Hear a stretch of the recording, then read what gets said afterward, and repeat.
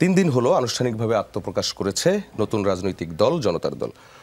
সংস্কার প্রস্তাবে আপনাদের সরাসরি কোনো অংশগ্রহণ নেই, তবে যেই দলগুলো মতামত দিয়েছে সংস্কারের যে প্রস্তাব সেগুলো আপনি জানেন, এবং হচ্ছে যে দলগুলো যে মতামত দিয়েছে সেগুলো আপনি জানেন। ইন দ্য মিন টাইম আজকের পর যে বিষয়টি সবচেয়ে বেশি আলোচনায় সেটি হচ্ছে গণপরিষদ এবং সংবিধান সংশোধন সংক্রান্ত বেশ কিছু বিষয় আছে।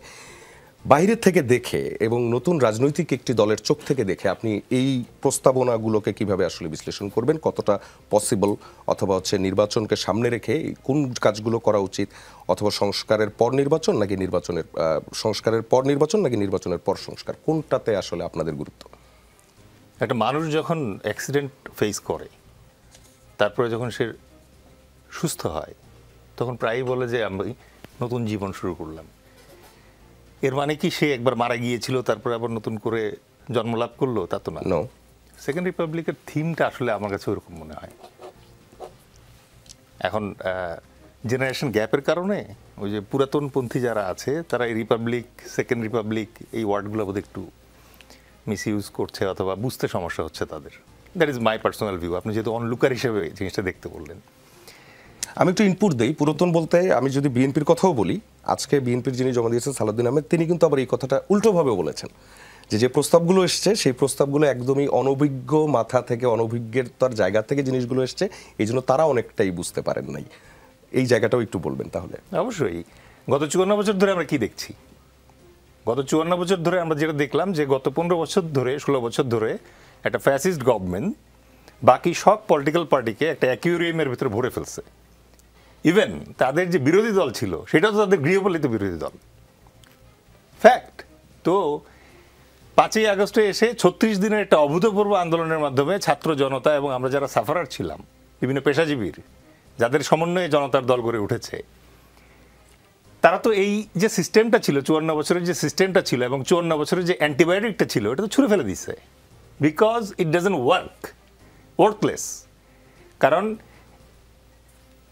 ফ্যাসিস্ট আওয়ামী লীগ ছাড়া বাকি যে দলগুলো ছিল তারা মিলে আওয়ামী লীগকে ডিফিট করতে পারতেছে না পলিটিক্যালি, আর একই সাথে আওয়ামী লীগ নিজের মতো করে ফ্যাসিজম দাঁড় করায় গেছে ওখানে, রাইট? তো হোয়াট দে আর রেফারিং, আজকে 5ই আগস্টের পরে বাস্তবতা কি?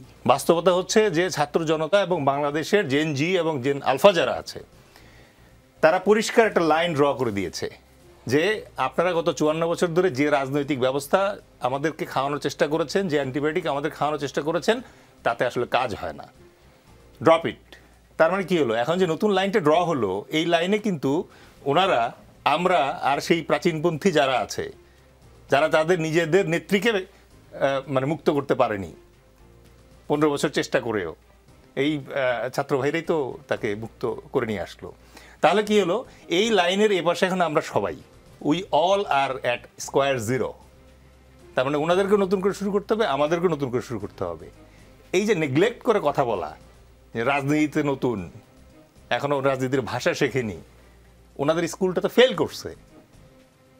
জনগণ চাচ্ছে আমাদেরকে এখন জনগণ যেটা চাচ্ছে, জনতার পার্টির উদ্ভবের যে কারণটা এখানে, সেটা হচ্ছে যে আমরা সকল পেশাজীবী যারা আছে, যাদের ভিতরে রাজনীতি করার যে মানসিকতা সেটা সরে গিয়েছিল। প্রকারান্তে আপনি আপনার দিকে তাকান, আপনি আপনার প্রফেশনে একজন সফল মানুষ, আপনি কিন্তু প্রকারান্তে রাজনীতিকে হেট করেন।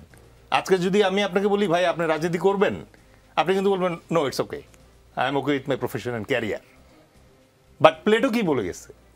প্লেটো বলে গেছে যে ভদ্রলোক যখন থেকে রাজনীতিতে আসা বন্ধ করে দেয় তখন দুষ্ট লোক তাদেরকে শাসন করা শুরু করে, এবং এইটা পানিশমেন্ট, এইটা ভদ্র সমাজের জন্য একটা পানিশমেন্ট যে দুষ্ট লোক দ্বারা আপনি শাসিত হবেন।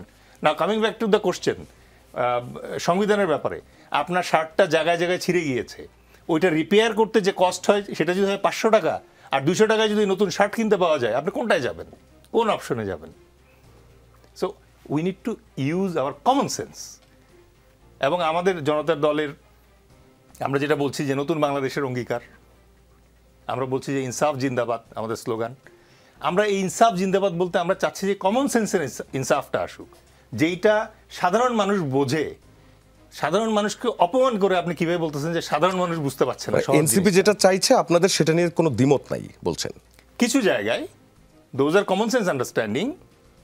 এনসিপির যারা আছে তাদেরকে তো মানে আপনি যদি প্রকারান্তে রিডিফাইন্ড কাউকে নিয়ে আসেন এখন, তারা তো প্রকারান্তে চেষ্টা করবে আমাদের ছোট ভাই যারা আছে, যাদের কারণে আজকে আমরা এখানে নতুন রাজনীতি করার একটা অবকাশ পেয়েছি, তাদেরকে তো ওরা এলিমিনেট করার চেষ্টা করবে। আমাদের দায়িত্ব আছে না গার্ডিয়ান হিসেবে, we need to safeguard them, we need to protect them.